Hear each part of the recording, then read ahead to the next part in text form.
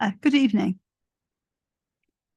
I'd like to welcome everyone, members, officers and members of the public to this meeting of the Planning Control Committee. Before the meeting starts, I would like to invite the committee clerk, Chanel Wickenden, to explain how proceedings will work. Chanel? Thank you, Chair. If a member wishes to speak, they should use the speak button located on the microphone unit. The microphone will light up green and the chair will be alerted to your request to speak. When the chair invites you to speak, your microphone will be made live and will then turn red, at which point you can speak. When the public participants are invited to speak, their microphones will be made live by the committee officer. When requested to vote, voting will be via the yes, no, abstain buttons on your microphone unit. And details of how members voted will be shown on the screens around the room, and the result will be visible on the YouTube stream. In the event of a tied vote, the chair will have the casting vote. Are there any questions before we start?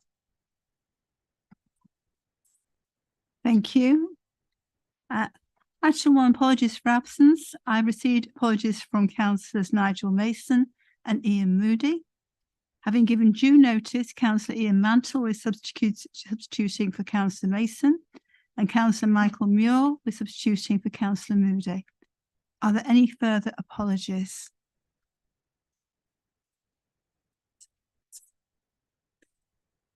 Councillor Tyler? Yes. Apologies for Councillor Tyler. Item 2, minutes, the 12th of October 2023. I'd like to propose we take as read and approve the minutes of the meeting held on the 12th of October 2023 as a true record of proceedings. Can I have a seconder, please? Councillor Tyson?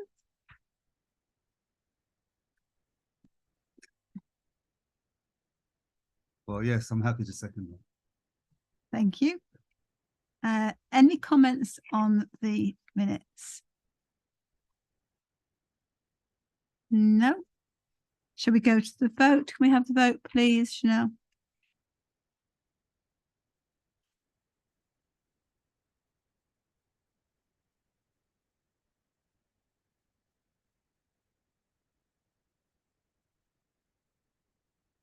Chair, that motion is carried. Thank you. Item 3, notification of other business. There is none. Item 4, Chair's announcements. Recording. In accordance with Council policy, this meeting is being recorded. The recording will be available for view on the Council's ModGov website or on YouTube page. Declarations of interest. Members are reminded to make declarations of interest before an item. The detailed reminder about this and speaking rights is set out under the Chair's announcements on the agenda. Clarify matters for registered speakers. The members of the public have 5 minutes for each group of speakers, supporters or objectors. There's a separate 5-minute time limit allocated to the member advocates. A warning will be given at 4 minutes to alert you that you have 1 minute left. At 5 minutes, you'll be advised that the time allowed has ended and the speaker must cease. Section 4.8.23a. For the purpose of clarification, in order to vote on an agenda item at this meeting, a member must be present for the entirety of the debate and consideration for that item. If a member leaves the room at any point of the item, they will not be able to vote.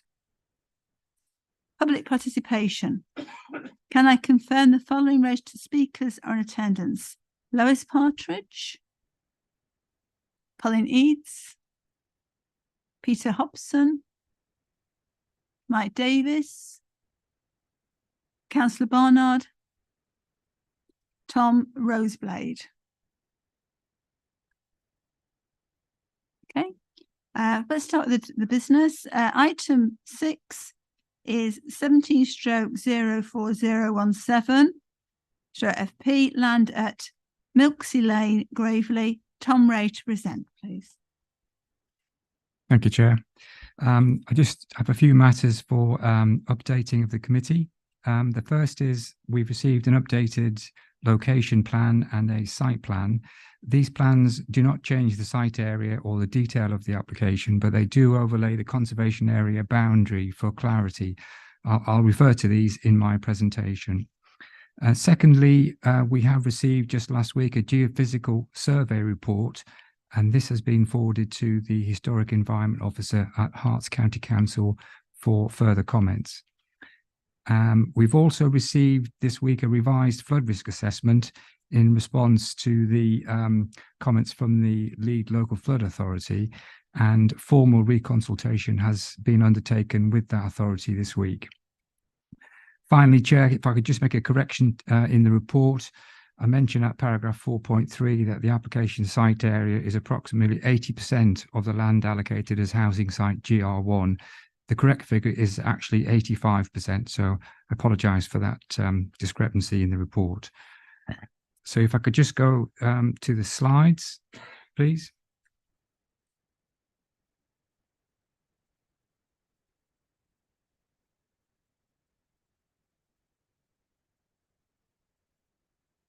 So the first slide shows the application site outlined in red, with the conservation area boundary shown hatched towards the very southern tip of the application site. The site is 1.38 hectares in area and located at the northern end of the village of Gravely. The site is within the village boundary following the adoption of the local plan, and is zoned in the plan as a housing site, GR1. Gravely Lane is to the north of the site, and the High Street on the eastern side of the site. A public bridleway runs alongside the western boundary of the site, which is also part of the National Cycleway Network. And finally, a public footpath runs along the southern boundary of the site, known as Milksea Lane. Next slide, please. This photograph shows a view along the, looking north along the High Street with the site on the left-hand side. Next slide, please. This shows the High Street at its junction with Milksea Lane and the public footpath. Next slide, please. This is actually looking down Milksea Lane towards that junction with the application site on the left-hand side. Next slide, please. This photograph shows a large stable block in the centre of the site. That's the only building within the application site area. Next slide, please. This photograph looks across the site towards the High Street boundary, and the trees there are within the highway boundary predominantly. Next slide, please. So this photograph is looking directly north across the site. The buildings at the very far end there are not within the application site. Next slide, please. Again, this is looking at the stable block with the main vehicular access into the site. Next slide, please. This shows the Gravely Lane road at the top end of the site, and the junction, which has a junction with the High Street. Next slide, please. And this shows Gravely Lane at the junction with the public bridleway. Next slide, please. And this is looking towards the western boundary of the site from the arable field to the west of the site. The bridleway runs along the outside of that fence there and the tree line. And next slide, please. And this is a closer look at that bridleway, which runs south into the village with the application site behind the trees on the left there. Next slide, please. And this is further down that bridleway where Milksea Lane branches off down to the High Street. The path on the right continues into the village and becomes a restricted byway. Next slide, please.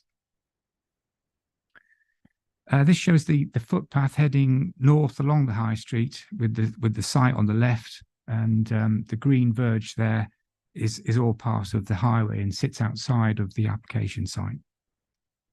And next slide, please. And this photograph is taken at the approach into the village, south of Gravely Lane.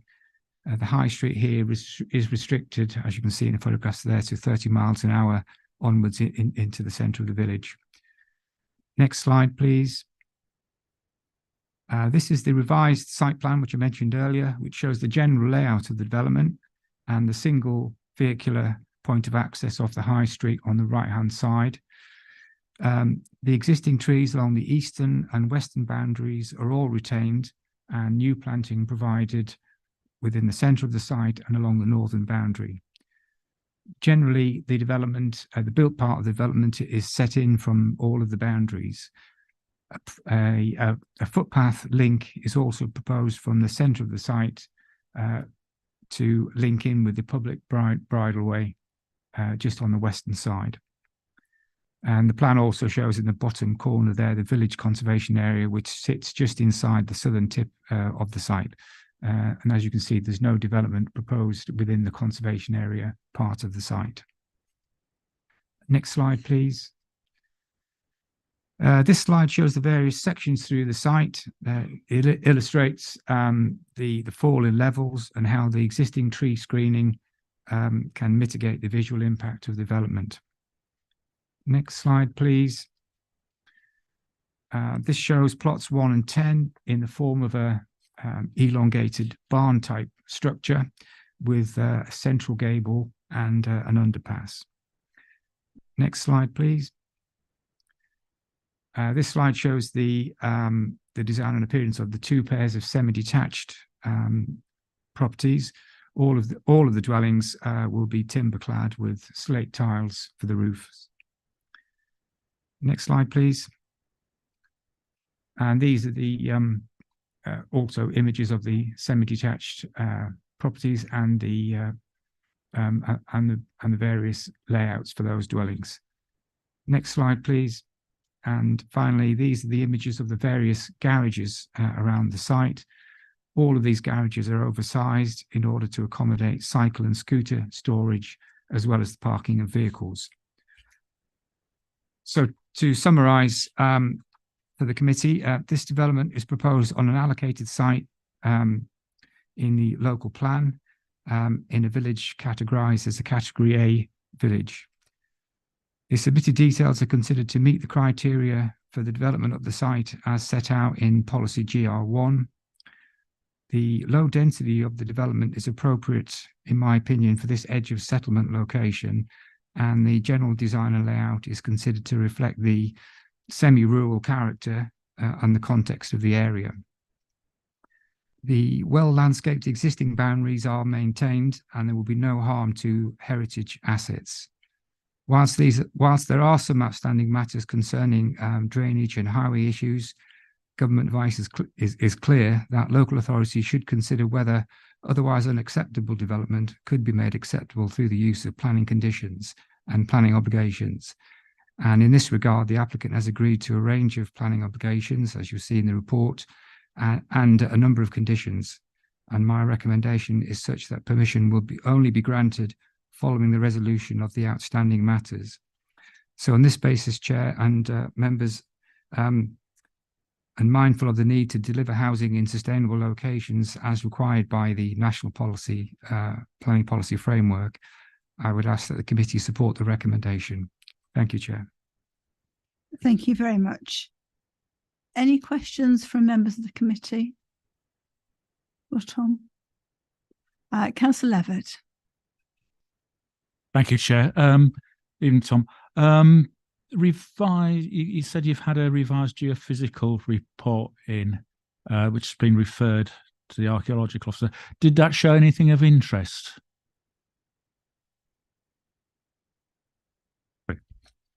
It's a fairly unremarkable report. It's a magnetic survey method, but it doesn't show any significant features. And that has been sent to the county archaeologist, as I said, for further comment. Thank you. Does that answer your question? Thank you. Councillor Moxon. Just on the representations, 3.2, I take it the flood risk assessment and drainage strategy we're asking for that as maybe a condition. And unless I missed it in the presentation, sorry, I was paying attention. And you've got some highways queries as well. And I just wondered if we'd got any sort of responses to this. So the question of sustainability of a residential development on the site. I'm a bit lost with that one. And then the geometry of the access road and the access point into the high street. Is there any further? Oh, can we satisfy that? Thank you. Firstly, on the flood risk assessment, we have, as I said in the presentation, have received, I think this is the third revision of the flood risk assessment, and it's quite a comprehensive document. It looks at all the matters that have been raised by the Flood Authority, who have asked for a number of tests and reports, and the document also includes a CCT survey of the foul and surface water sewers in the high street. That's been done. All of the calculations are there in that document. There's a drainage strategy calculation, and also a full maintenance schedule for the sustainable urban drainage system. So all of that's encompassed in the flood risk assessment that's been sent off to the Flood Authority for comment. Thank you. On the highway side of things, that the access has been the subject to some changes. The geometry of the access is now in accordance with the Highway Authority's request, and we're awaiting. They have been reconsulted on a further highways document, and we're just waiting for that to come back. The expectation is that that they will be satisfied with that revised information has been sent to them.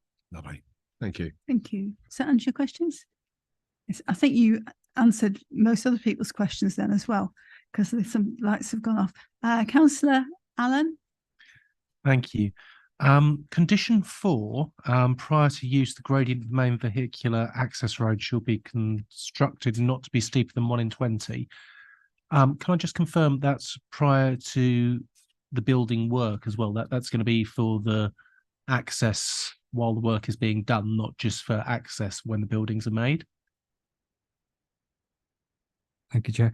Yeah, prior to its use as a vehicular access to serve the development, I think that's the meaning of that condition. So it would be possible to put the access in to allow construction, but you know, when it becomes used as a residential scheme, it should be 1 in 20. Thank you. Any other questions for Tom Ray? Councillor Muir? Thank you. The garages, are they wide enough to fit in modern big cars? Because a lot of garages that have been built in the past, you can only get small width cars in them. Yes, Councillor, they are 3 meters in width and approximately 8 meters in depth, and that complies with the car parking standards document. Thank you. Thank you. Any other questions? Okay. Can I have a proposer, please? Councillor Tom Tyson? Yeah, I'm happy to propose that we accept the recommendation in the officer's report to grant permission. And a seconder? Councillor Levitt? Happy to second, Chair. Reserve my right to speak. Thank you. Right, to debate. Any councillor like to say anything in the debate?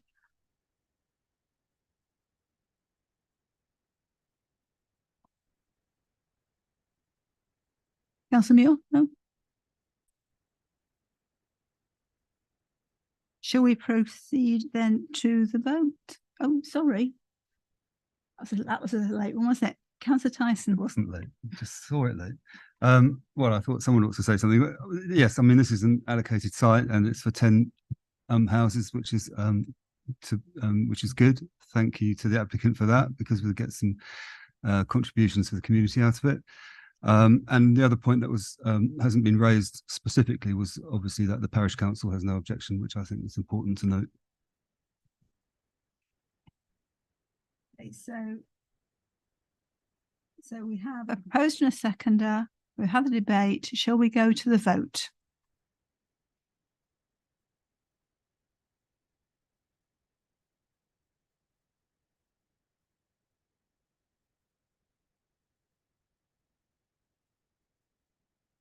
Chair, that motion has been carried.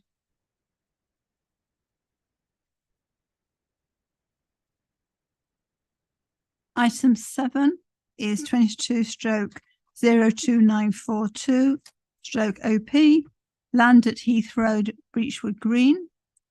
Tom Ray to present. Thank you, Chair. Just a couple of matters for updating the committee this evening. And these relate to changes to a couple of the conditions in the report. The applicant, since the report has been written, has queried conditions 7 and 9. With regard to condition 7, the applicants have queried the necessity and relevance of the condition, which has been requested by the Highway Authority. The condition seeks details of the off-site highway works, including curbing and bus stop upgrades. However, more recently, the applicant has agreed a financial contribution of £68,260, subject to index linking, of course, and this is required by the Hertfordshire County Council as Highway Authority for sustainable transport improvements, which will include the curbing and the bus stop upgrades. And these works would normally be undertaken within the highway, outside of the applicant's control and under a Section 278 agreement under the Highways Act. The off-site works do not relate to the means of the access to the site, the details of which have been shown on the submitted documents and have been agreed by the Highway Authority. So having had a look at the wording of condition 7 again, and as I mentioned, the details can be secured under a 278 agreement of the Highways Act and funded by the Sustainable Transport Contribution. The condition is therefore unnecessary and unreasonable in my view, and I would therefore recommend that condition 7 is deleted from the recommendation. With regard to condition 9, this essentially seeks to ensure that the pedestrian link between footpath 8 and footpath 14 is delivered, and this would also be consistent with one of the main criteria of policy KW1.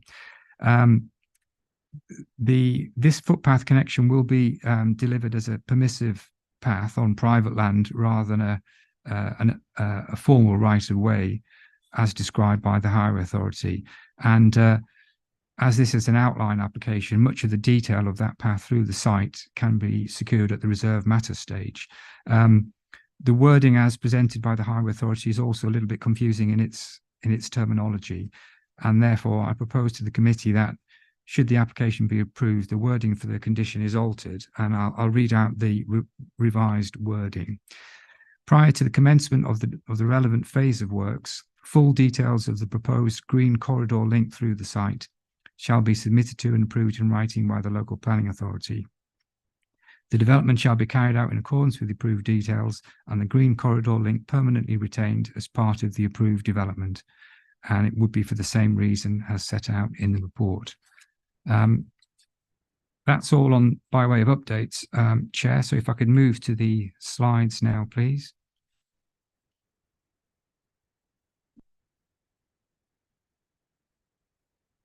So the application site is shown hatched on this plan and amounts to 0.6 hectares. It's located at the northern end of the village of Breachwood Green, within the village boundary, and the village being a Category A village in the local plan.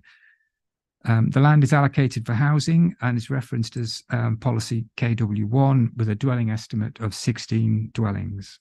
Next slide, please. So the site is shown here in red. The land to the north, edged in blue, is leased to the residents backing onto the site along the heath, and is used as larger gardens and allotments to those properties. Adjoining the site to the south is a large residential property with a large garden, and to the west is arable and grazing farmland. On the eastern side, you have Heath Road, which runs south into the village. Next slide, please. This application, as I've said, is an outline application with only the means of access for detailed consideration at this stage. This illustrative layout shows the means of the access taken from Heath Road, located near to the northern boundary. The reason why it's in that position is that enables the access to achieve the necessary sight lines. The carriageway into the site will be 5.5 meters wide, with pedestrian footpath on the south side, leading to a turning head to allow service vehicles to enter and leave the site in forward gear. Although in outline, 10 dwellings are specified in the application as the quantum of development, and this layout shows how this number of dwellings could feasibly be provided together with the necessary amenity space and parking and landscaping. The reserve matters application will deal with all matters of layout, scale, appearance, and landscaping. Next slide, please. This drawing shows the potential hard and soft landscaping for the site, although, as I say, these matters will all be covered in the reserve matter stage, should planning permission be granted for this outline scheme. Next slide, please. This photograph's looking southwards along Heath Road with the site on the right-hand side. Next slide, please. And this photograph is taken from within the site looking northeast towards the properties in the heath with their gardens in the foreground. Next slide, please. This photograph is taken along the southwestern boundary of the site, which backs onto the farmland. A public footpath runs behind this tree line. Next slide, please.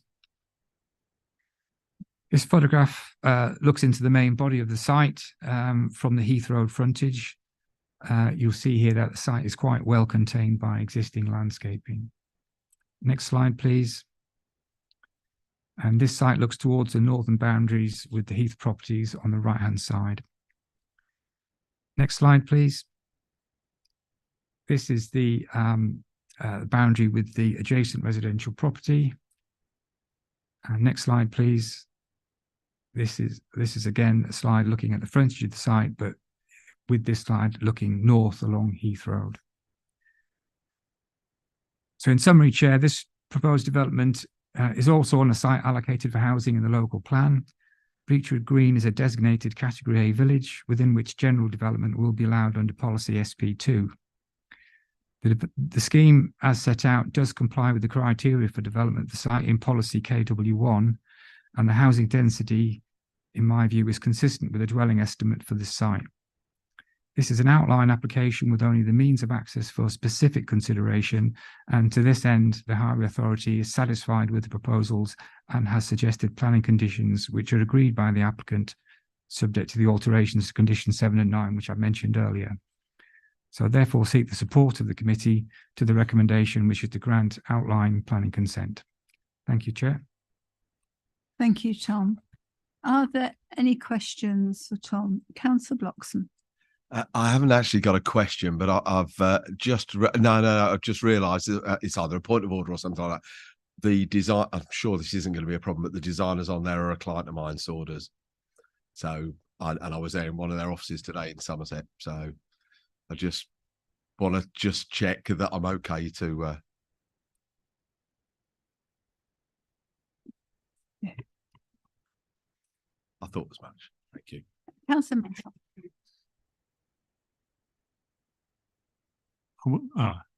Was just patiently waiting. I've got two questions. Is this site under the flight path of Luton Airport? No. It's outside of the flight path. So there's no problem with noise from the flights from the airport? No, I mean, you obviously can hear flights, but it's of a sufficient distance away to not be significantly affected by noise. Be like our home, we can hear flights as well. Yeah. And the other question, is there any public transport in the area, and what are the provisions for non-car access to the site? There is a public transport. There's a daily bus service running, I think, an hourly service during the week, and it runs past the site. And the applicant has agreed to a sustainable transport contribution, which I mentioned, the £68,000, which would be used for obviously a range of measures to encourage public transport use. I mentioned the curbing earlier on and the bus stop upgrades. So that money will be spent on encouraging non-car access. Thank you. Does that answer your question, Councillor Yes. Mantle? Councillor Levitt. Yeah, just a clarification, similar along the lines of what Councillor Mantle was just asking about. 4.14 says key sources of noise will be road traffic along Heath Road and aircraft noise. The matter is dealt with in the planning statement. But 4.46 says the other noise source is aircraft noise in association with Luton Airport. This is not mentioned in the planning statement. Just a bit of clarification on that one. Is it or isn't it? I know the answer, but it just contradicts itself in the report. Can I just have opportunity to have a look at the planning statement, and I'll just check that with you. Okay. So we'll sit quietly. Can't get it up on here at the moment.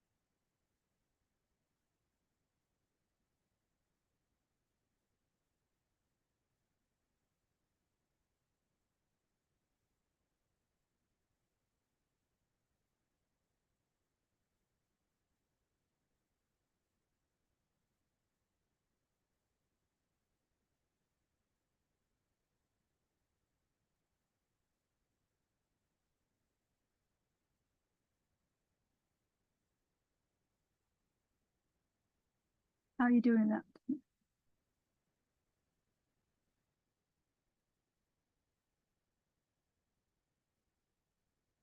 Thank you, Chair. Yeah, I've just checked in the planning statement, and at 5.11, there is mention of a very brief mention of noise mitigation. I'll read it out if I may. It says the proposed dwellings would be set back, orientated away and screened from the main road and agricultural field to the west, which are the main noise sources in the area. Noise mitigation measures would be provided at reserve matter stage once the detailed design of development is known. However, it is considered that thermal double glazing and hit and miss trickle vents are standard mitigation measures which can be incorporated into the design. So it is mentioned in the planning statement. Apologies for that. Does that answer your question?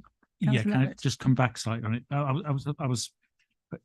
wanted the answer. I think it was the answer I wanted. It is mentioned because it's condition 13 mentions about the noise mitigation scheme, and it's important that it is in the planning, in the design statement, that there is acknowledgement to the aircraft noise, and that is part of the noise mitigation measure. I just want to make sure it was in there. Yeah, thank you. That Can't be applied to it. careful enough. Councillor Peace. Could I just clarify that this outline application, does that set in stone the number of properties on the development at this stage? Yes, it does. It does. Yeah. Thank you. Can I ask a supplement then? Yes. What's the rationale for the reduction in numbers other than the reduction in the size of the area? Well, as I think I say in the report, this is 75% of the allocation. So the allocation is for 16, but a chunk of land has been leased to the occupiers to the north for housing. So therefore, the numbers have had to come down in order to fit the site. And the illustrative plan is quite helpful because it shows that 10 dwellings can be accommodated on the site. So, yeah. Does that answer your question? Any more questions for Tom? Okay. Shall we go to our registered speaker? First of all, supporting Lois Partridge. when you're ready. Thank you, Chair.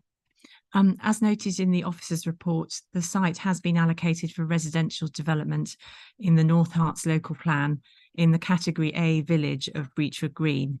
And the village is a sustainable location for development with the benefit of a school, public house, village hall and church. And it has recently been excluded from the Greenbelt through the new local plan.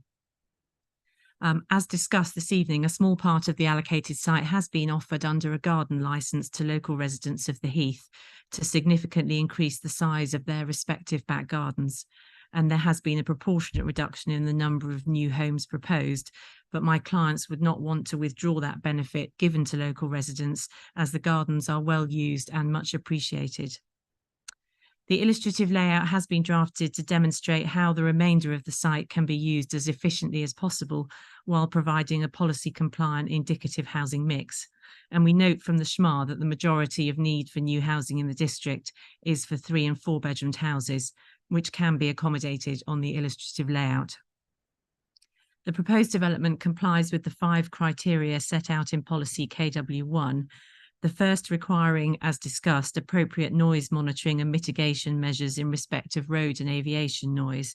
And the applicants have agreed to a planning condition which requires that a scheme of noise mitigation measures is submitted to and approved by the LPA. As set out in the officer's report, the allotments that were previously on the site have been re-provided at Coleman Road within the village, and all former allotment holders who decided to relocate have been provided with a new allotment. There are also currently 2 vacant allotments at Coleman Road, should there be further demand. The policy requires sensitive treatment on the site frontage to minimise impacts upon the setting of nearby listed buildings on the Heath. As shown on the illustrative layout, 10 properties can be accommodated with the closest property set back some 12 metres or 35 feet from the site frontage. The policy also requires that any proposals reinforce the western site boundary to screen the views, to enhance the greenbelt boundary, and to maintain the rural setting of listed buildings on Brownings Lane. More details of planting will be submitted as part of a reserve matters application, but the current illustrative plan does show the retention of the mature hedging on the western boundary. The Parish Council did not object to the application, but we note the importance to them of the footpath link along the northern side of the site, which links 2 public rights of way, and the requirement in policy KW1 to maintain a green corridor along this boundary. During the consultation period on the application, we have amended the layout plan to show a wider footpath corridor of approximately 2 metres wide, and the applicants have committed to its delivery and maintenance through the draft Section 106 agreement. 2 further points were raised by the Parish Council. One was the access for refuse vehicles, and the transport note that accompanies the application includes a tracking plan which demonstrates that refuse vehicles can enter, turn and safely leave the site in forward gear. The Parish Council also asked that access to the development should be as wide as clear as possible, and the main access road has been widened to 5.5 metres. The proposed access provides visibility displays which comply with the manual for streets and have been accepted by the Highways Authority. Turning to other detailed matters, the drainage strategy for the site proposes that surface water from the roofs and roads will be conveyed via a piped network to a wet pond towards the southeast of the site, which will discharge via a flow control chamber into the foul sewer. The drainage pond will also accommodate surface water from the site. 1 minute left. And there will be planting around it for the benefit of wildlife, and this has been approved by the LLFA. In terms of biodiversity net gain, the proposed development, albeit that it's based on an illustrative outline, will develop a plus 11.7% gain in habitat units and a 23.7% gain in hedgerow units biodiversity.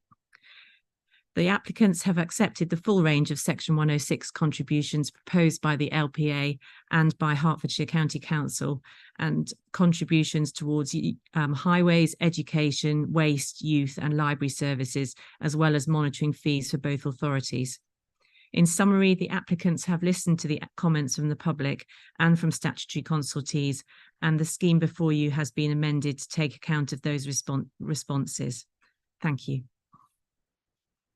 Thank you. Are there any points of clarification from members for Lois? Councillor Levitt? Are there any possible plans for developing the remainder of the site in the future? Lois? The intention is for the remainder of the site to be retained for the garden licenses for the residents of the Heath, not to be developed. Thank you. Thank you. Any other points of clarification?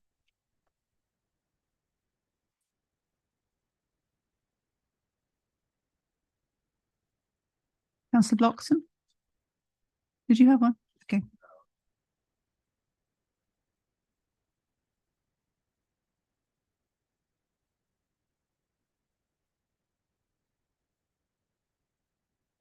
Okay then. Can I then invite the officers to respond to any issues raised? Thank you, Chair. Yeah, I'll just confirm that there is a condition 3 on the recommendation requiring full details of the surface water drainage scheme, even though they've been shown illustratively on the layout plan as comprising the water feature at the front of the site. Thank you. So can I have a proposer, please? Councillor Mantle? I'm happy to propose. Thank you. Can I have a seconder? Councillor Michael Muir? I will second it. Thank you.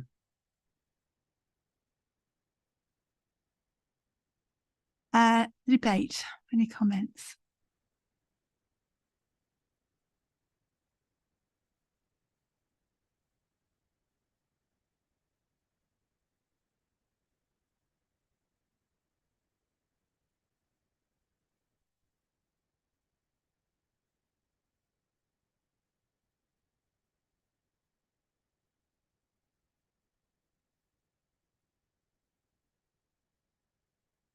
Shall we go to the vote? I've just been yes. Chair, I do have something to. My question to the applicant was for a particular reason was because some of the site remains vacant and it is an allocated site for up to 16 homes, which would attract an element of affordable housing, whereas 10 doesn't. However, as the applicant has stated, there's no intention at the moment to pursue plans. I can't say anything more than that because that's what it is. It's more it is. But that was the point raising the question, because I was afraid that if another 4 or 5 homes came along in the future, they wouldn't need to do the affordable housing either. Then you still get 16 houses up for, but given that assurance, I'm okay with it. Yes. Dawn? Mind the committee about condition 7 is recommended to be deleted and condition 9 to be amended. Thank you.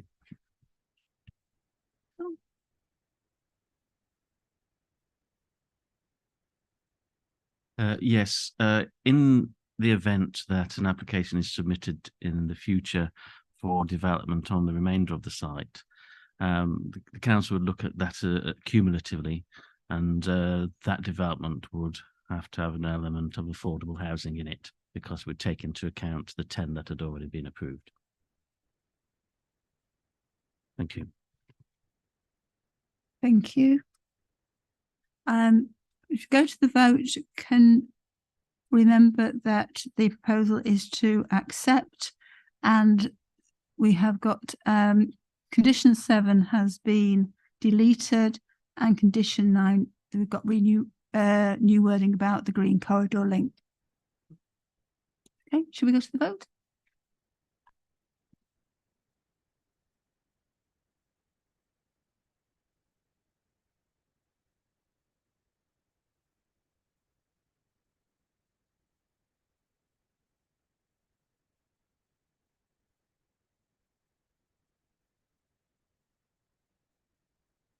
Chair, that motion has been carried. Thank you. Item 8, 23/01807/FP, Coker Cottage, Ashwell Road, Baldock. Alex Howard to present. Thank you, Chair. Good evening, everyone. Just one update for you. I've just noticed an error on condition 10, which considers a landscaping pre-commencement scheme. Under part B, it says what new trees, shrubs, hedges are to be planted in areas grass together with species proposed and size and density of planting. This includes planting within the car park to provide shade. I think it should say driveway instead of car park. So if we can go to the slides, please.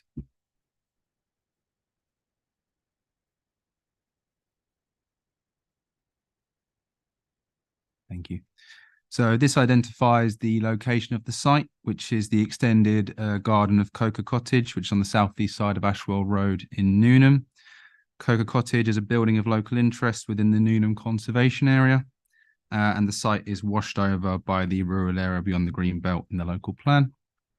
Next slide, please. So this is a view of the existing mature hedgerow that fronts Ashwell Road. The proposed access is approximately to the right of where that street lamp is sited. Next slide, please. And this is another more central view of that existing hedgerow where the access is proposed. Next slide, please. And this is a view towards the site further south, taken from Google Maps. You will note Coker Cottage in the far right and the neighbouring thatched properties on the left of the photo. Next slide, please. And this view is towards the site further north on Ashwell Road. You'll see Coker Cottage on the left of that image. Next slide, please. This is a photo from within the site looking towards Ashwell Road. That central area of trees is approximately where the access is proposed. Next slide, please. And this is just another photo showing the site in relation to the host dwelling, Coker Cottage, and the existing hedgerow. Next slide, please. And this is just another photo of the site looking back towards Coker Cottage, and it shows the rear boundary. Next slide, please. And this is an aerial view of the site, just showing the context of the area in relation to its immediate neighbours. Next slide, please. So this is the location plan and the proposed site block plan. The proposal would facilitate the subdivision of the extended garden of Coker Cottage as shown. This also shows where the proposed access would be sited. Next slide, please. This is the proposed ground floor plan. Next slide, please. And this is the proposed first floor plan. Next slide, please. This is the proposed front elevation. Next slide, please. And the proposed rear elevation. Next slide, please. And the proposed side elevations. Next slide, please.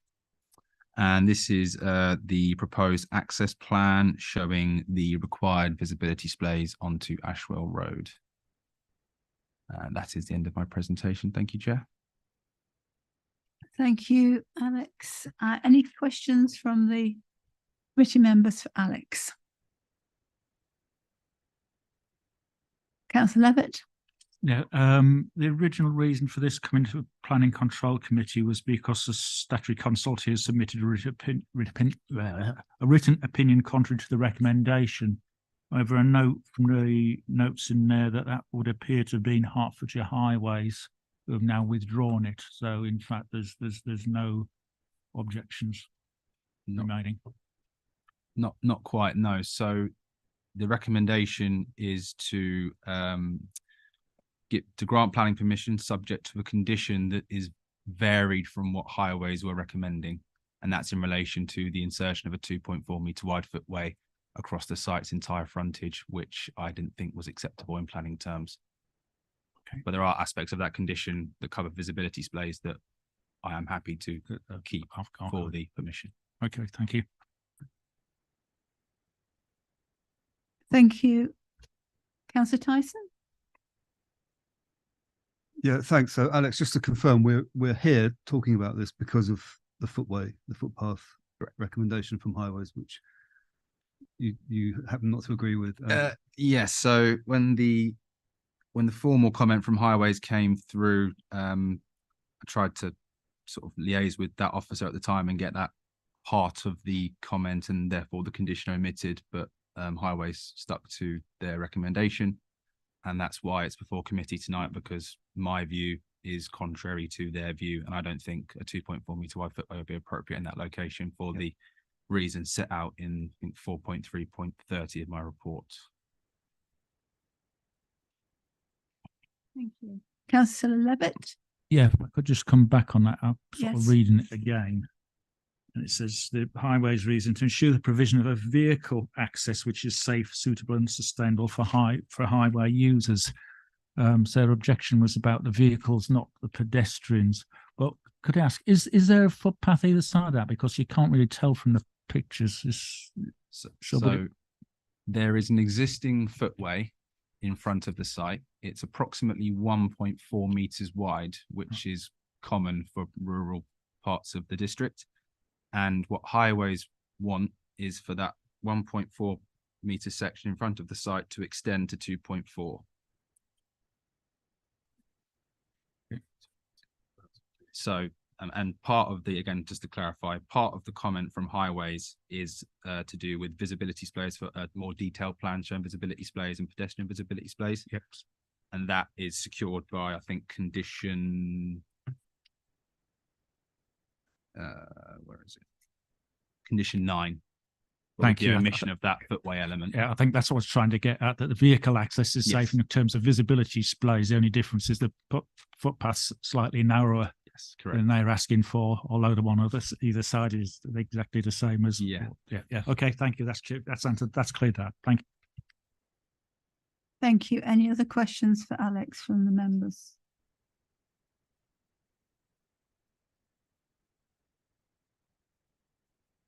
No. Shall we go to our registered speakers? First of all, in support, we've got Colin Eads, who is the agent. Are you ready, please, Colin? Thank you. Good evening.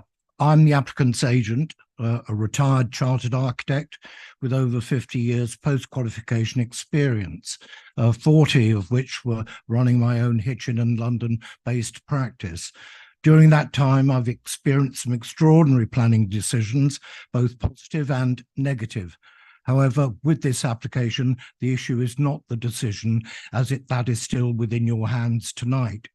The key issue is with regard to a single consultee's recommendation, HCC Highways. Your case planning officer has made a most clear, comprehensive case backed by his fellow officers in support of this application, and I can only compliment him on his tireless efforts to avoid troubling you this evening. Following two sets of the most detailed pre-application advice from planning and conservation, we were encouraged to submit a full planning application, knowing that it had the principal support of the planning authority, this being a material consideration in the final decision-making. From the agenda report, you will note that all consultees, including Highways, have been supportive of the proposals.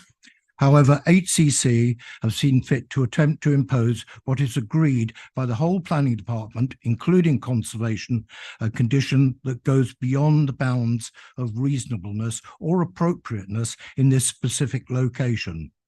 Additionally, HCC have vexatiously and stubbornly elected not to listen to reason. The single issue is simple. Is the imposition of a 2.4 metre wide footway to the frontage of this site reasonable, and if not complied with, sufficient to warrant a refusal? The footway along the south side of Ashwell Road is a constant 1.4 metres, including the subject 15 metre frontage. It has always been thus and without problem or incident. The path serves only 4 dwellings in both the northeast and southwest direction, with a rarity of foot traffic other than the occasional dog walker. Widening the footway for the short stretch still leaves the residual path at 1.4 metres in both directions. So what benefit of a few additional meters, especially noting the vehicular vision display, which automatically will provide a graduated widened area?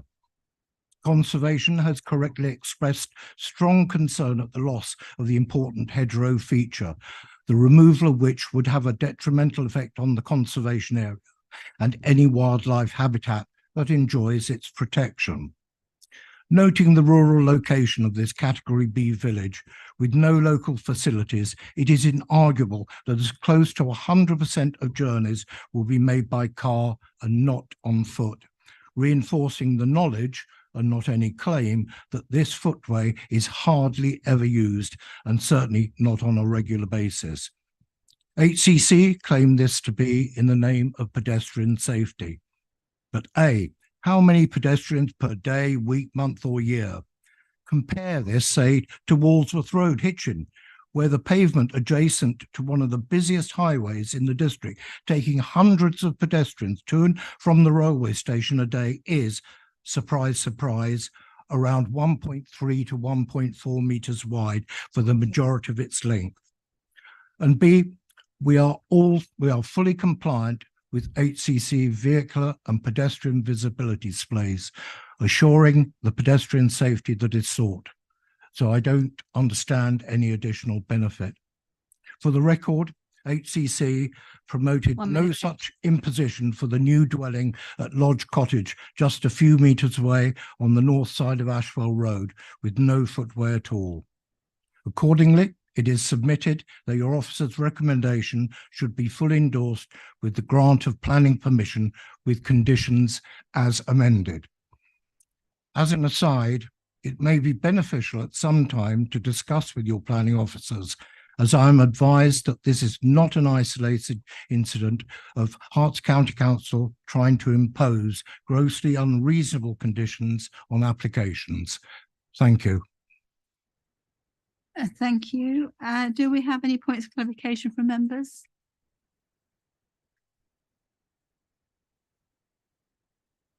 No? Could I invite the officer to respond to any issues raised? Nothing further to raise, Chair. Thank you.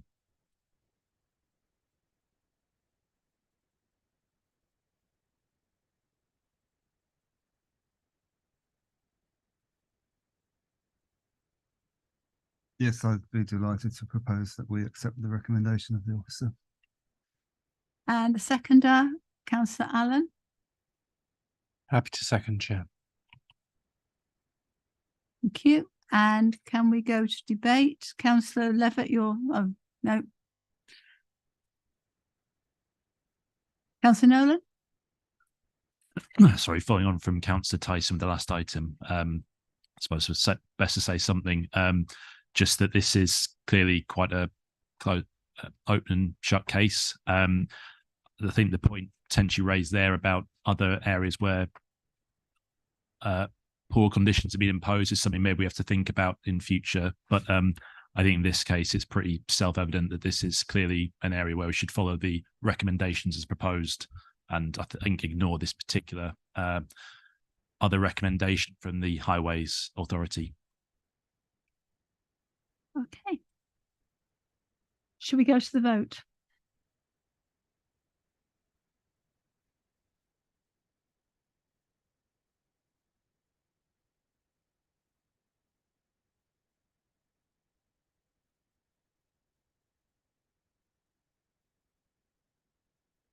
Chair, that motion is carried. Thank you. If any of the speakers who have already had their turn wish to go now, that's fine.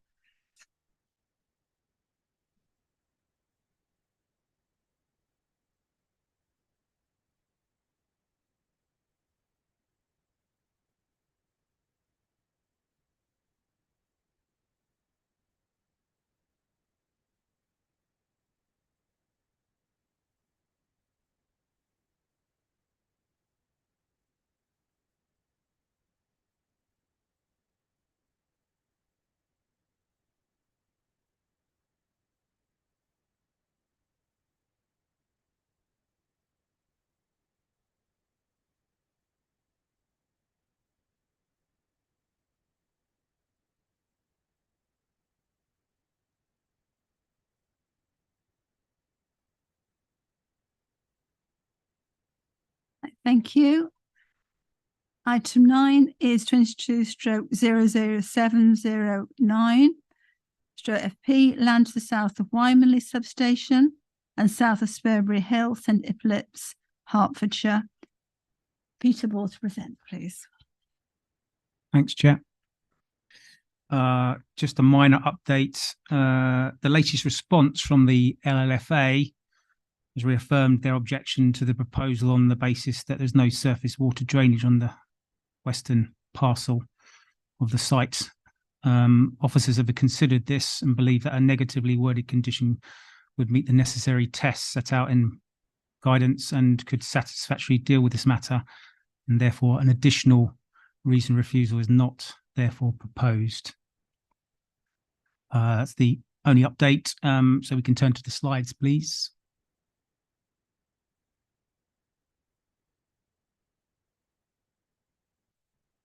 So here we have the site location and grid connection plan. It's slightly different from the one I was expecting. So we have 2 agricultural parcels, number of fields, east of St Ipolyp's and west of the A1 trunk road, and it also includes a connection to the north to the Wymanley substation located off Blakemore End Road. The site measures 35.1 hectares in area, and the whole application site is within the green belt. And the western section is located within St Ipolyp's parish, and the eastern and southern element within Wymanley parish. So the site effectively 2 parcels, east and west, and these are dissected by Little Elmshoe Lane. The site is within the setting of a number of historic assets, and there are a number of public footpaths that traverse the site. Next slide, please. So here you see the application site in a different scale and the connection to the north to the substation. The red line runs there. Next slide, please. So this thing is slightly out of sync here. This is showing the application site and the study area. So that's the blue area. It's obviously much wider than the actual application site. Next slide, please. So it's the general arrangement plan here. You can see in the western section, there's a square area. That's an electricity pylon. You have in the bottom left hand of that same parcel, that's a area of archaeological interest, particularly sensitive. Then you have the various access tracks through the sites shown in blue, various structures and buildings also shown there, and some water attenuation basins as well. You can't see them very clearly, but they're on the eastern section of the site. Next slide, please. So this is showing, again, it's very similar plan, but this is actually showing the landscape mitigation, which includes woodland belts, new hedgerows, pasture grazing land around the panels, and species-rich grassland to the edges of the site. Next slide, please. This is showing the local road network in context of the site. Next slide, please. Here we have a typical section of the panels. So the left-hand section is showing the typical panel detail, which would have poles driven into the ground and the panels mounted on a frame. And in areas of the site where there'll be particularly archaeologically sensitive, there would be an above ground solution for mounting, comprising essentially of a concrete block. Next slide, please. So number of next slides are going to be buildings within the site, very similar. So this is the substation elevation. These are kind of very similar to containers, shipping containers in style and appearance. Next slide, please. This is the switch room building elevation. Next slide. Please. This is the battery storage building. Next slide, please. The control center elevations. Next slide, please. And the transformer building elevations. Next slide, please. This is the solar curtailment plan, and this illustrates areas within the district where the network operator can limit the outputs of a generating site in moments where parts of the electricity network become full and reach their capacity. So it's trying to illustrate particular areas within the district where you're more likely to see a viable scheme come forward. Next slide, please. So accompanied with the application is a landscape and visual assessment. This is taken from that assessment. It's showing a number of viewpoints, which we'll look at next. So these are the viewpoints which are considered to be most significant. Next slide, please. Not sure how much it's going to show here at this scale, but anyway, this is the existing view from the south of Redcoats Farmhouse Hotel. So that's looking south from the rear boundary. Next slide, please. This is what that view would look like immediately after the development. So you can see obviously the new planting there in the foreground, and there's fencing surrounding, separating the two parcels of land. Next slide, please. And this is the site illustrated at year 10 when matured. Next slide, please. So this is the existing view from the footpath adjacent to the property known as the Wick, which is south of Little Elmshoe Lane. Next slide, please. So you can just again see there the changes above the hedge line, the solar panels. So that's immediately after the development. Next slide, please. And that's at year 10 with mitigation planting having been established. Next slide, please.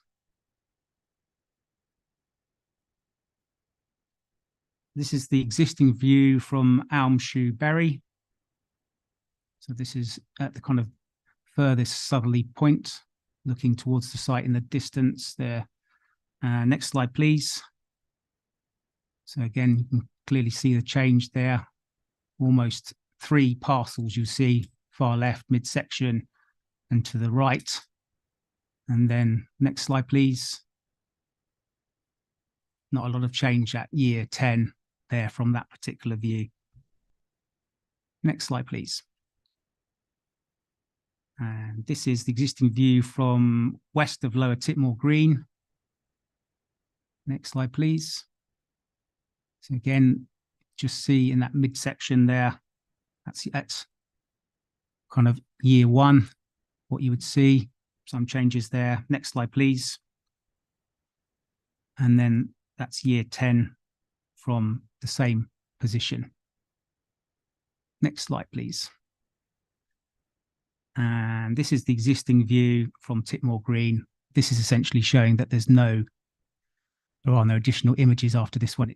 It's not viewable from this particular location. Thank you.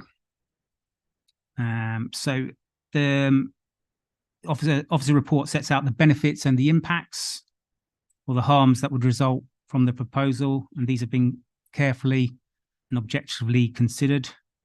Different elements have been given a different degree of weight, and the planning balance has been applied. This involves applying some planning judgments. It is considered that the issues are finely balanced, but officers do not consider that the benefits clearly outweigh the harm in this case, and on this basis, the application is recommended for refusal for the reasons set out. Thank you, Chair. Thank you. Peter, any questions from the committee for Peter?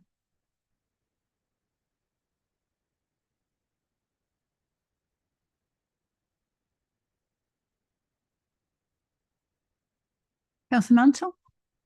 I mean, in the report, you refer to this as a temporary permission for 40 years. Is that not really a little bit stretching it?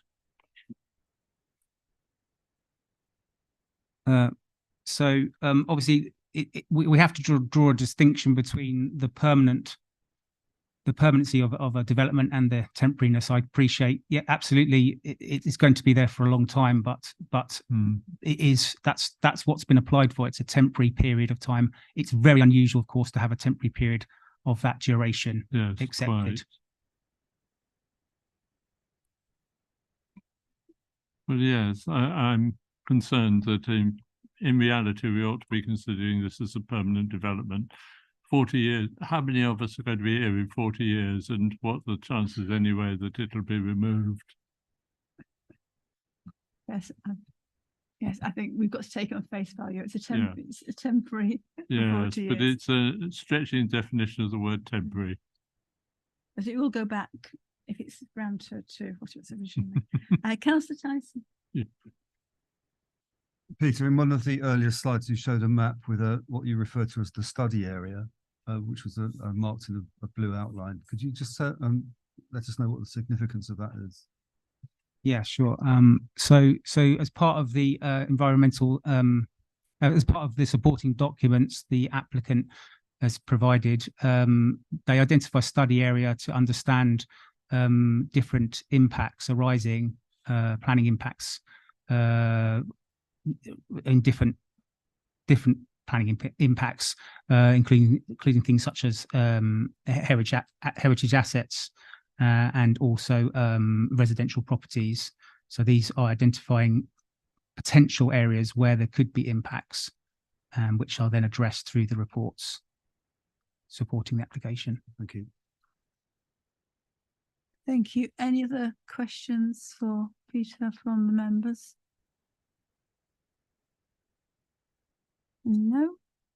Can we then progress to the register of speakers? First of all, objectors. We've got Peter Hobson and Mike Davis. Is that right? Mike's. Are you Peter? I'm Peter. Yes. Right. Begin when you're ready, please, Peter. Thank you for allowing me to speak this evening. My name is Peter Hobson. I live in St. Hippolyt's, close to the proposed scheme. And I'm one of a group of local residents, most of whom are here. We are all passionate supporters of renewable energy. But we think this proposal is in the wrong location and should not be approved. I'd also like to say thank you to the planning officer and the development management team who we've engaged with and have been both courteous and professional with us over the last 18 months. And we believe that they prepared a very thorough and well-balanced and professional report. We note the following key points from the report. As you've seen, the scheme is crossed by a number of footpaths which are widely used by the people of Hitchin and surrounding areas. One of these is the Hertfordshire Way, which is one of the most picturesque and important footpaths in the district. The report concludes that the scheme will cause significant harm to the landscape and visual impact of this particular area of Greenbelt. The report concludes that the scheme will cause significant harm to the openness of this particular area of Greenbelt. The report concludes that the scheme will cause substantial overall harm to this particular area of Greenbelt. We note that the Herts County Council Conservation Officer objects to the project, and the report indeed concludes that this scheme will cause great harm to the setting of heritage assets located at Armshoebury, the Wick, and Redcoats Farmhouse. We also note that the report details a broad range of objections to the scheme submitted by neighbours and residents. In fact, there are 5.5 pages of those objections that have been set out in detail. The report states that 409 comments were received to the public consultation, of which 236 were objections, which is about 60% of the total number of comments submitted. We've analysed the comments by address, and this shows that 64% of comments were sent by people within 5 kilometres of the site, and of these, 79% objected. Within 2.5 kilometres of the site, the level of objection is 88%. A group of local residents, including myself, have also organised a petition with the proposition, I support renewable energy, but not on Greenbelt or our best, most valuable agricultural land, such as the proposed scheme at Spurbury's Hill, St. Hippolytes. As the report states, the petition attracted over 1,000 signatures, and of these, 75% live within 5 miles of the scheme. Taken together, the objections submitted to the planning consultation and the signatures supporting the petition demonstrate a very high level of local opposition to the proposed solar farm. Furthermore, the petition strongly underlines that the people of Hitchin want to support renewable energy, but that they don't think this is the right site. It's acknowledged that North Herts currently does not have very much installed ground-mounted solar PV capacity, currently about 11 megawatts from 2 small projects. However, the 2 other proposals in the district that are currently under consideration are amongst the largest in the country. Wymondley and Bygrave are both about 50 megawatts each. Taken together, if finally approved, these would represent 1.34% of all currently installed ground-mounted solar PV in the UK. According to government statistics, this amount of solar capacity will be 20% of the ground-mounted solar capacity installed in the UK so far this year, and 10% installed over the last 12 months. Note that North Herts land area is 0.15% of the UK, so these projects would result in North Herts, these 2 projects, being 9 times above the average ground-mounted solar contribution across the UK. Even if only one of these projects proceeds, the figure would be about 5 times above the national average. This is a significant contribution, and there is no justification for additional capacity being installed on highly valued Greenbelt, which contributes so much to the joy and well-being of so many of Hitchin's residents. Thank you for your attention, and I'd welcome any questions from the committee. Thank you. Thank you, Peter. Any points of clarification from members, Peter?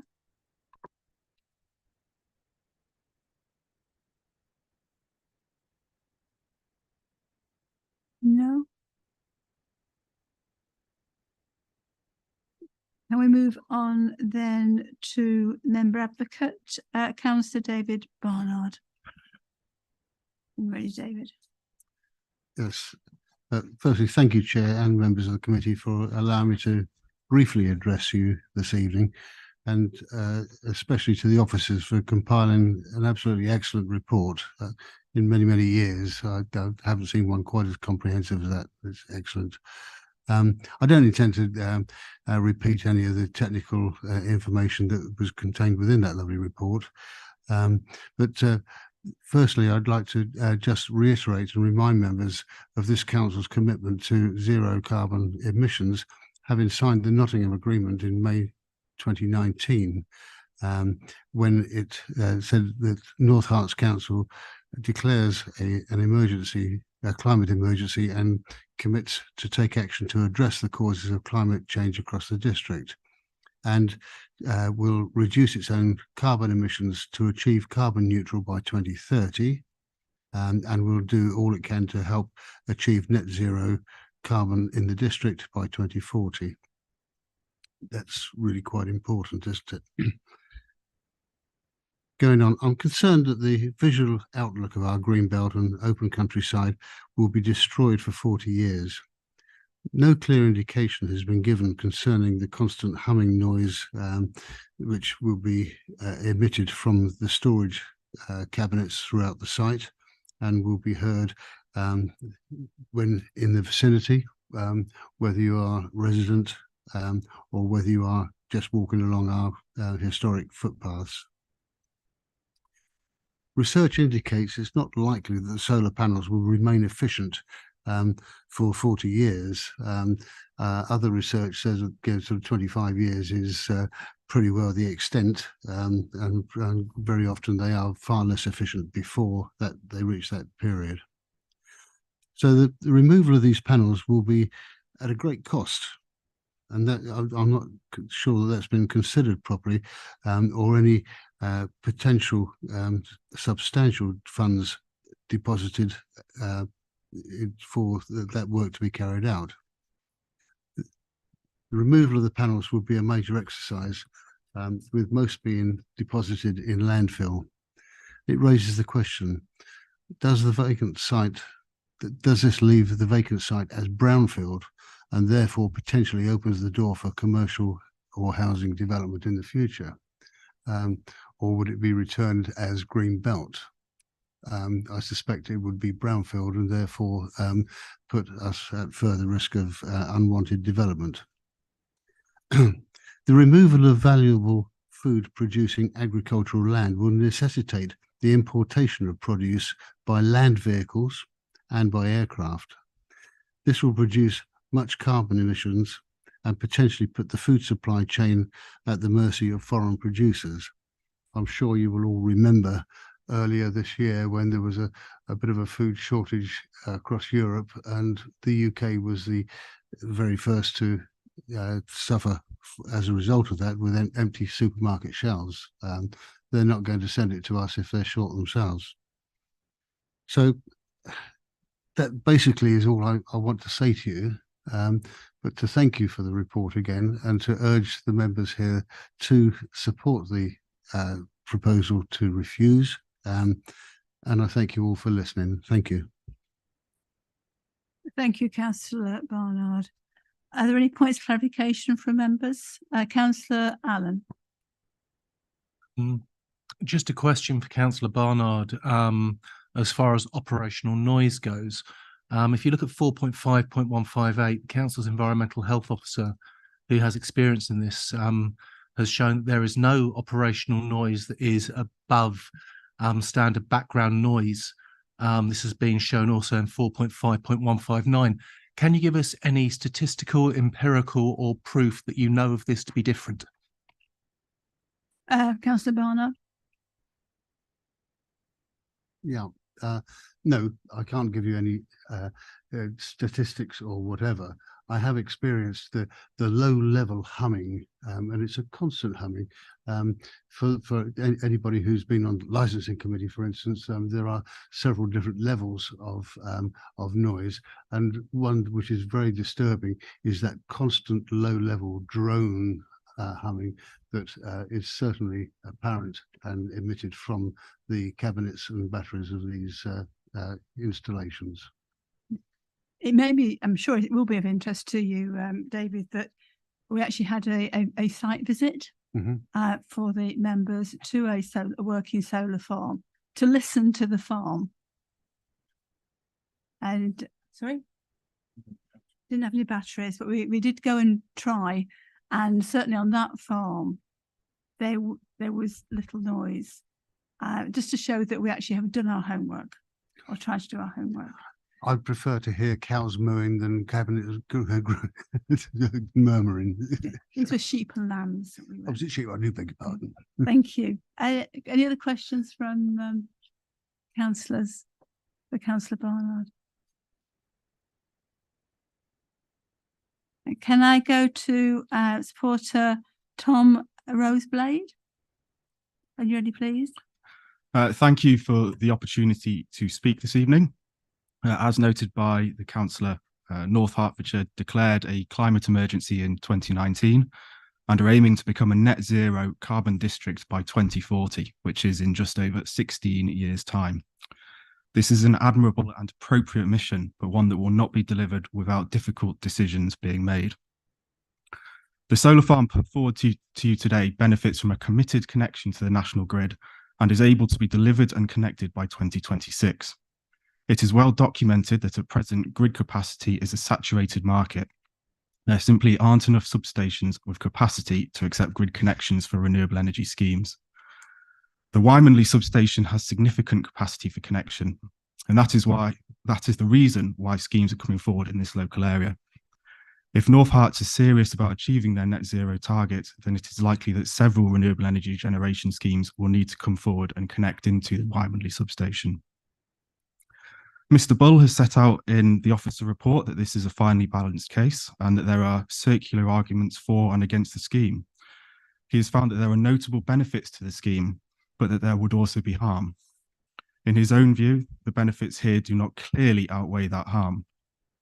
It is possible, and there is recent precedent for solar farms in Greenbelt, for members to find the planning balance to be different to their officers.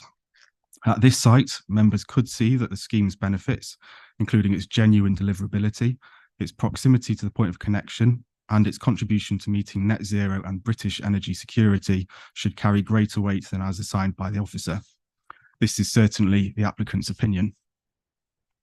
Emergency situations require emergency action and difficult decisions. Achieving net zero will inevitably result in a level of landscape and visual harm. The applicant has worked to reduce this harm through the scheme design, but it is inevitable that a level of harm will always remain. The applicant has also set out that there are no alternative locations for this site outside of the Greenbelt. The question for this scheme is whether the harm can be accepted on the basis it is clearly outweighed by the scheme's substantial benefits. The scheme is subject to a number of local objections, as could be expected from any large development that requires a difficult decision to be made. However, there are also a number of supporters for this particular scheme, and it is in our experience unusual that support on this scale comes forward for large developments. Whether these supporters live next to the site or not, they are predominantly from within North Hertfordshire, and they commend this council to recognise the benefits of the scheme, deliver on the committed targets, and secure a better future for the next generation. However, if the committee is minded to agree with their officer that at the present time, whilst finely balanced, the benefits of the scheme don't outweigh the harm, the applicant would urge them to pause before resolving to refuse this application and to consider another option. Time is of the essence in tackling the climate emergency and in meeting net zero. Your officer has concluded that in its current form, the scheme is finely balanced, but as per paragraph 4.9 of their committee report, it is possible that a different renewable energy project in this location could achieve the hurdle of very special circumstances. Therefore, if minded not to overturn the officer's recommendation, the applicant would like to request that the committee put forward a motion to defer a decision to allow the applicant to make several amendments that, in our opinion, would decisively tilt the balance in favour of the scheme. These would include reducing the number of panels, increasing the buffers to footpaths, and increasing the planting across the site to improve screening from some wider locations.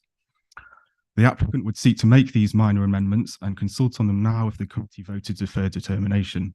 Alternatively, the applicant could seek to make the amendments in accordance with the Wheatcroft principles prior to a planning appeal. We respectfully request that if the committee are not minded to approve the application, that they vote to defer this one time to give the applicant the opportunity to achieve an acceptable scheme, without the risk of losing the grid connection or the time and cost to appeal or potentially make a fresh application. It is almost inevitable that with the available grid capacity in the Wymanley substation, if this scheme does not come forward, then a further scheme will come forward in a different location in proximity to this substation.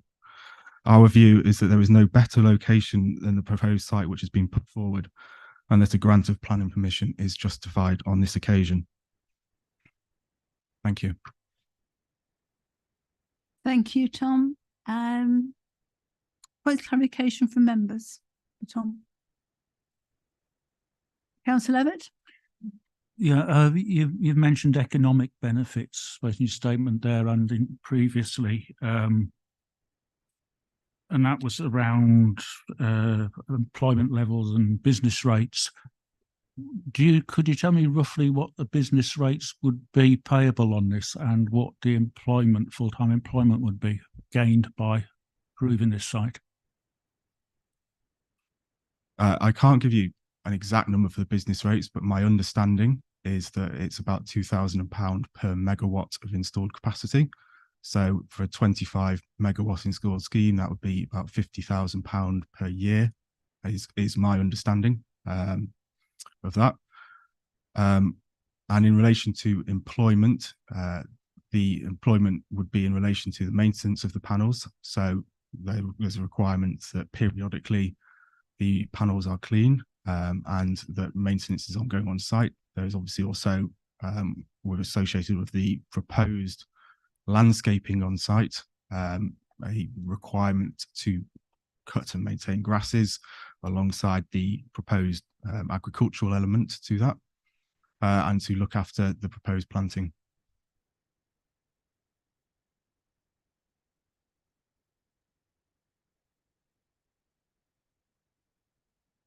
People you think would be employed on the site? at any one time? I think that we expect that over the course of the year, it would be about a 1.5 full-time equivalent of employment. So it is fairly limited, but these facilities are not permanently staffed.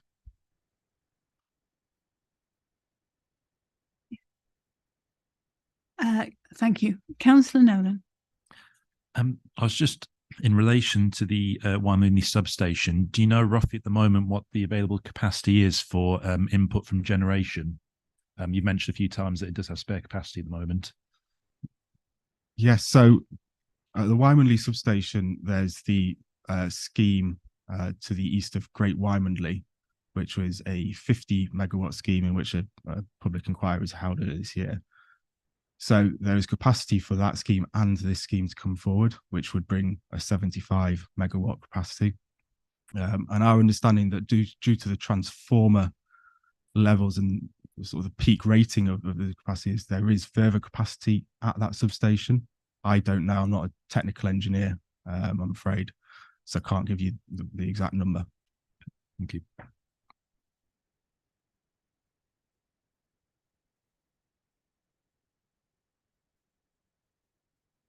Any other questions? I've got a question. I did have a question until you told me you weren't a technical engineer. I was just wondering about the comment made beforehand about the lifespan of the panels. Do you have an answer to that? Do you know about the lifespan of these panels? Yeah, so the panels, the technology that's there at the moment is that I suppose it's correct that it's up to about 25 years before they start to drop off in performance. So at that point, you would look to replace panels on a sort of rolling basis, and that would happen, I suppose, annually over the course of the project over the 40 years, and there would be a requirement to periodically each year replace a certain number of panels. It wouldn't be at the point that, say, at year 25, the applicant would come along and remove all panels and replace them in one go. Thank you. Any other questions? Can I then invite the officers to respond to any issues raised? You want to? No. You don't have anything to add, Chair? Nothing to add. Thank you. Can we have a proposer? Councillor Levitt. Thank you, Chair. Just before I do make a proposal, it's all about Greenbelt and do the benefits outweigh the harm? Clearly, the officer's report says the harm is significant and does not meet very special circumstances. The applicant has tried to say that it does because... Sorry, can I stop you there? Can I have a proposal and then... Okay, the proposal is that we refuse as per the officer's recommendations, Chair. And I will get a second and then I'll come back to you. Do we have a seconder? Councillor Allen? Happy to second, reserve my right to speak. I will go back to Councillor Levitt. Chair, the applicant states is that in the paperwork that the benefits are significant. We've just heard that the actual business rates aren't significant. It's about 50 to about 66,000 actually when I worked it out using the calculator. But we don't get to keep all of our business rates anyway. So at that we get about, I think, round about £11,000 out of it per year would come back to this council. Employment, very minor, 1.5 full-time equivalents, not a significant benefit. The energy goes into the grid and is sold to the highest bidder. Therefore, there's no economic benefit in as far as that's concerned locally. The only people who benefit from this are the solar facility operator and the landowner. Therefore, I don't see that there are any circumstances outweigh it. The applicant did send us a suggestion in the email that we deferred it and referred to it there, that he would defer it to allow, and I quote, minor amendments to the scheme. The officer's report says that it is possible different renewable energy projects in this location that reduce the impact and the openness could achieve the high hurdle of very special circumstances. Minor amendments don't do that. It's the same scheme again. Deferral would have no effect whatsoever. We'd probably get it called in again by the Secretary of State, as we would if we approved it under the 3 votes. Therefore, I think the only way we can go forward this, support the recommendations and refuse it. Right, thank you. Can I just clarify? We can't make assumptions about Secretary of State on his or her behalf, whoever it happens to be today. Yes. Yeah. Any other comments in the debate? Councillor Allen. I voted for the declaration of the climate emergency. Renewable energy is needed urgently, and this site could be online and on grid quickly. But progress to net zero isn't the only consideration, and I'm worried about the loss of the best, most versatile agricultural land, lack of planning around surface flooding, and as such, I don't see that things will change as far as a deferral would give.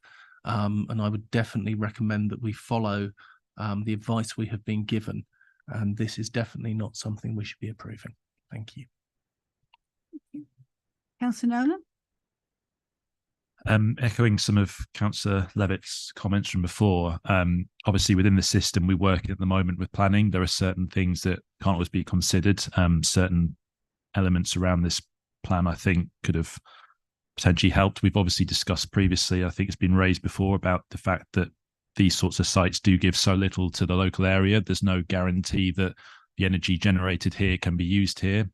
There is, outside of the very limited amount obviously been mentioned in terms of the rates that will be raised, that will, actually support the local area through the council and through funding we can provide back.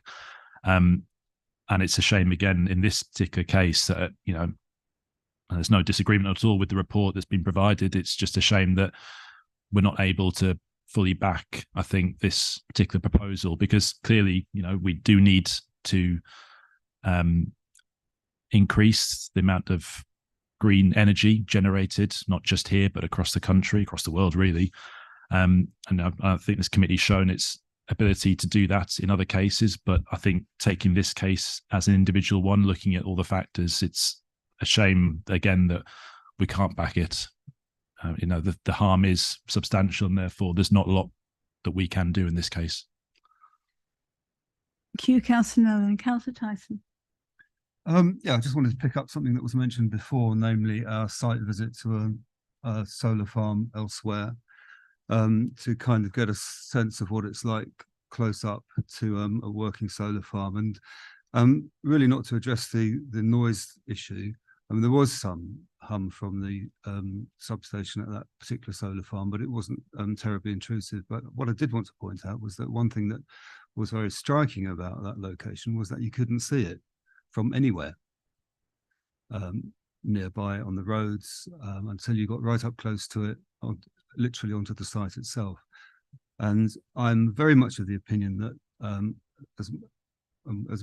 everyone here is in favour of renewable energy generation, but I don't think that it's fair to impose industrial landscapes in rural countryside where the visual harm is lasting and of high impact. And I'm therefore pleased to lend my vote against this application.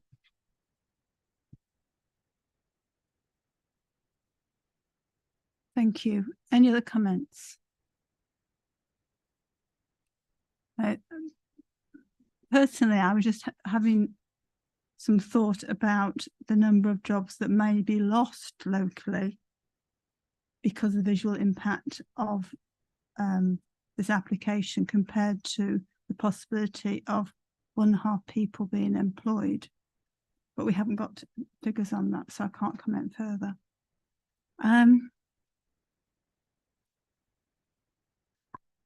Anything that the officers wish to add at this point?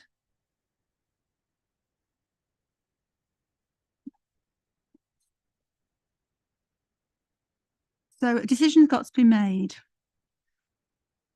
This is on green belt, which means there must be, I will say, blue sky between the benefits and the harm, because it's on green belt. We've got a very, very detailed report. We've heard from the objectors and supporters and the councillor advocate. So are we ready to vote? Should we go to the vote? Sorry? The vote is to refuse. Now let's get this right way round. You're voting yes to refuse. Yep. So vote yes to refuse the application.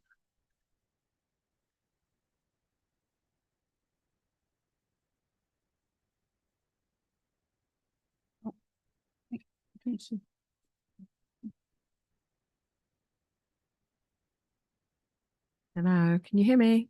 Yes. Hi. I was just highlighting that the applicant has made a request for a deferral, and that's not automatically granted a deferral. It is for a decision to be made if that deferral is to be honoured for the applicant, or if the application is going to be determined. I think that should be addressed first before decision is made to press on with concluding the application. Councillor Levitt. If I may, I think I made it quite clear that about the deferral, that it wasn't an alternative. We have a proposal in front of us. We have it seconded. Normal protocol is that we vote on that. Then if that fails, then we could look at deferral as a decision. So I think we really should stick to what we're supposed to do, Chair. What he said. Yes is to refuse. We go for the vote.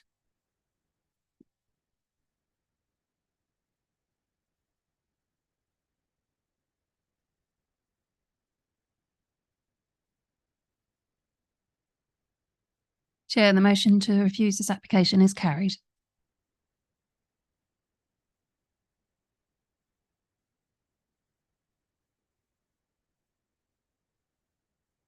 Item 10.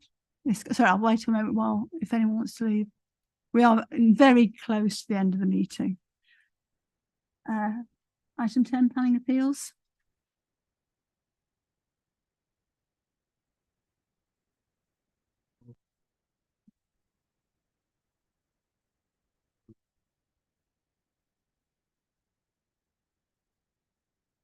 Chair, we have just one item with regards to planning appeals, and that's an appeal that has been lodged, and that relates to the retention of a stretch tent at the Old George, Arlesey Road, Ickleford, and that will be through the written representations procedure. That's the only item we've got in appeals this time. Thank you. Are there any questions about the tent at the Old George? Mm-hmm. Okay, that report is for noting only. That is the end of our business. I close the meeting at 9:14. The next meeting is on the 30th of November.